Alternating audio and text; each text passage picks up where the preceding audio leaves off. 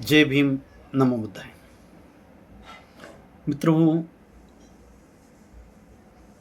आपल्या सर्वांना माहिती असेल की हजारो वर्षापासून आपल्या या देशामध्ये ब्राह्मणांनी वेगवेगळ्या युक्त्या प्रयुक्त्या षडयंत्र वापरून कटकारस्थान वापरून वेगवेगळ्या कथा गोष्टी सांगून भ्रामक कथा गोष्टी सांगून आमच्या समाजाला बहुजन मूलनिवासी समाजाला 85% बहुजन मूलनिवासी समाजाला कशा पद्धतीनं गुलाम बनवलेला आहे, कशा पद्धतीनं मानसिक गुलाम बनवलेला आहे आणि हजारो वर्षे त्यांनी ते केलेलं आहे. माणसाला पाण्यापासून त्यांनी तडपवलेले आहे. जे पाणी आहे निसर्गानं दिलेलं आहे ते पाणीसुद्धा माणसाला पिऊ दिलेलं नाही. एवढ्या म्हणजे नीच पातळीवर माणसाला ब्राह्मणांनी घेऊन गेलेले आहेत. असं उदाहरण जगाच्या पाठीवर कुठेही आपल्याला आढळून येत नाही. ते आपल्या देशामध्ये आढळून येतं. हजारो वर्षे केलं, परंतु 1947ला भारताला संविधान मिळालं. 1947ला भारताला स्वातंत्र्य मिळालं. 1950ला संविधान आलं. त्याच्यानंतरसुद्धा जे काही या लोकांना दडपलेलं आहे, यांना गुलाम बनवलेलं आहे, यांना जे काही त्यांचे मानवी अधिकार होते त्या मानवी अधिकारांपासून यांना वंचित ठेवलेलं आहे. आणि त्यामुळे संविधानामध्ये यांना प्रस्थापितांच्या बरोबर येण्यासाठी किंवा ज्या प्रकारची षडयंत्र हजारो वर्षे यांच्यासोबत झालेली आहे त्याच प्रकारची षडयंत्र येणाऱ्या काळातसुद्धा यांच्यासोबत होणार आहेत.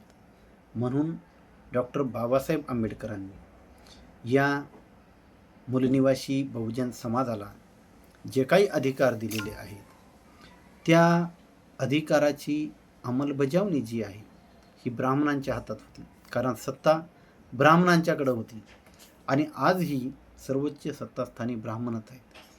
तर ती सत्ता असूनही त्यांनी 75 वर्षामध्ये जे हजारो वर्षे त्यांच्या पूर्वजांनी या बहुजन समाजासोबत जे षडयंत्र केलेले आहेत आणि जे काही कट कारस्थानं केलेली आहेत आणि त्यांना वंचित ठेवलेले आहे त्यांच्या अधिकारांपासून, त्यांच्या वंशजांनीसुद्धा या ठिकाणी 75 वर्षे त्याच गोष्टी पुन्हा एकदा त्यांच्यासोबत केलेल्या आहेत आणि आजसुद्धा त्या होत आहेत.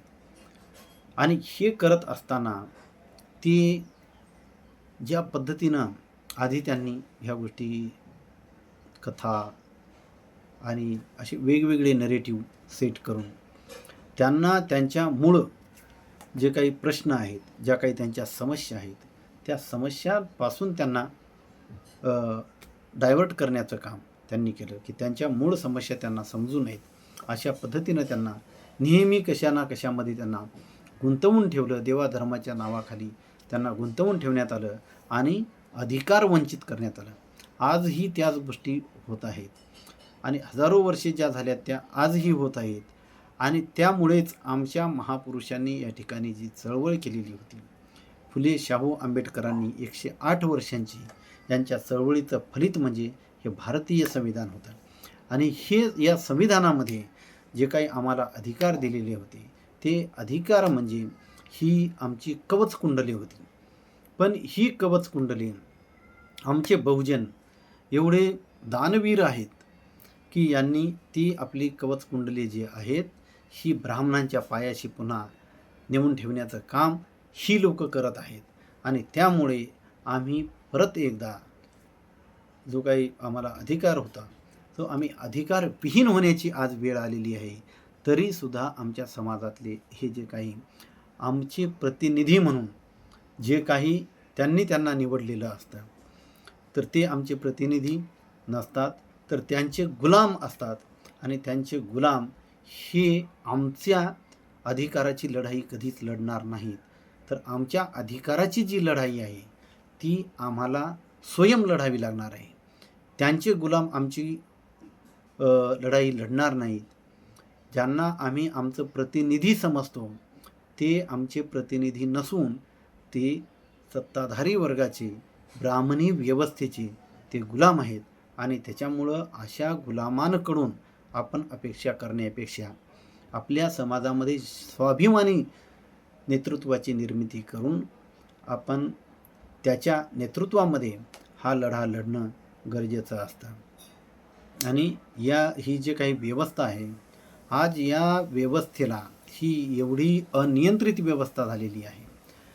तर या व्यवस्थेला जर याला व्यसन तुम्हाला घालायची असेल, याला काबूमध्ये जर आणायचं असेल, तर जे काही म्हणजे ज्या काही चळवळी आहेत, ज्या पुरोगामी चळवळी स्वतःला म्हणतात, फुले शाहू आंबेडकरी चळवळी म्हणून स्वतःची गणना करतात, आणि जे लोक अशी स्वतःची गणना फुले शाहू आंबेडकरवादी म्हणून करत असतील, या फुले शाहू आंबेडकरवादी वेगवेगळ्या चळवळींनी एकत्र येऊन या व्यवस्थेच्या विरोधामध्ये लढलं पाहिजे.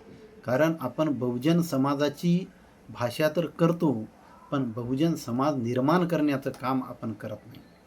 अशी आज जी वेळ आहे ती वेळ पुन्हा एकदा आपल्याला गुलामीमध्ये घेऊन जाणारी ही आजची परिस्थिती आहे.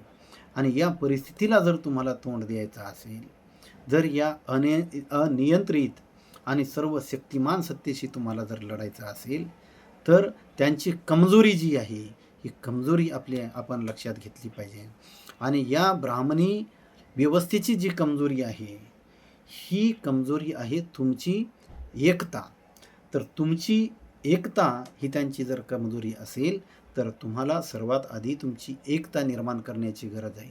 आपल्यातले मतभेद जे आहेत, आपल्यातले हेवेदावे आहेत, एकमेकांबद्दलचा राग आहे, द्वेष आहे, ह्या गोष्टी, आणि जो काही आपल्या मनामध्ये जो काही लोभ आहे पदाचा, प्रतिष्ठेचा, या गोष्टीचा, हा लोभ, ह्या सगळ्या गोष्टी आज सोडून देण्याची, याच्यावरती पाणी सोडण्याची आणि एकत्र येण्याची आज गरज आहे.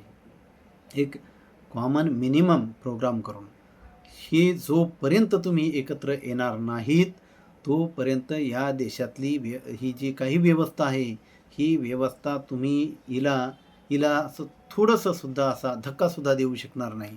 ही गोष्ट आपण या ठिकाणी लक्षात घेतली पाहिजे. आणि जर ही व्यवस्था बदलायची असेल तर या व्यवस्थेसोबत लढण्यासाठी तुम्हाला तुमची एकता निर्माण करणं ही सर्वात मोठी आजची गरज आहे.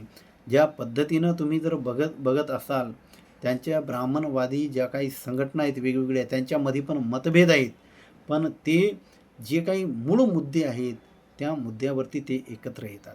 आज त्या सर्वांमध्ये समन्वय असल्याचा आपल्याला दिसतो. त्यातला कुठलाही नेता कुठल्याही संघटनेच्या विरोधामध्ये संघटनेच्या नेत्याच्या विरोधात तुम्हाला बोलताना कधीही दिसत नाही. तर ह्या गोष्टी तुम्हाला या समजून घ्याव्या लागतील.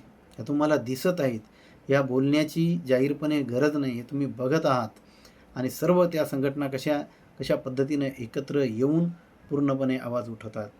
पण तुम्ही तुमच्याकडं विचार मोठा आहे, या देशाला वाचवणारा, या देशाला प्रगतीच्या दिशेनं घेऊन जाणारा, या देशामध्ये शांतता, एकात्मता वृद्धिंगत करणारा असा विचार तुमच्याकडे, हा महान विचार, देशभक्त असा विचार तुमच्याकडे असताना सुद्धा तुम्ही आज बॅकफूटवर का जात आहात, याचं तुम्हाला सिंहावलोकन करण्याची गरज आहे. आणि हे करून आपण या ठिकाणी विचार करून या संघटनांशी आपले मतभेद जे निर्माण होत आहेत, निर्माण करण्याचं काम आहे, हे आपण पूर्णपणे सोडून दिलं पाहिजे. कुठल्याही संघटनेसोबत मतभेद होणार नाही याची आपण दक्षता घेऊन काम करण्याची गरज आहे. जर आपण केडरचे कार्यकर्ते आपण जर स्वतःला म्हणवत असू, तर आपल्याला केडरचा दिमाग लावून आपल्याला काम करावं लागेल. आणि तोपर्यंत आपण या व्यवस्थेला जे कितीही आपण वल्गना करू द्या व्यवस्था बदलण्याची, तर ही व्यवस्था आपण बदलू शकत नाही. ही गोष्ट ही म्हणजे काळ्या दगडावरची पांढरी रेष आहे, ही आपण कधी पुसू शकणार नाही. जर आपल्याला या व्यवस्थेसोबत लढायचं असेल, ही व्यवस्था बदलायची असेल, ही व्यवस्था उद्ध्वस्त करायची असेल, तर आपल्याला एकत्रितपणे हे काम करणं अत्यंत गरजेचं आहे आणि त्यासाठी आपण येणाऱ्या काळामध्ये एकत्र येऊ आणि या चळवळीला, या व्यवस्थेला आपण मोठ्या प्रमाणामध्ये हादरवून सोडू अशी अपेक्षा व्यक्त करतो. जय भीम. नमो बुद्धाय.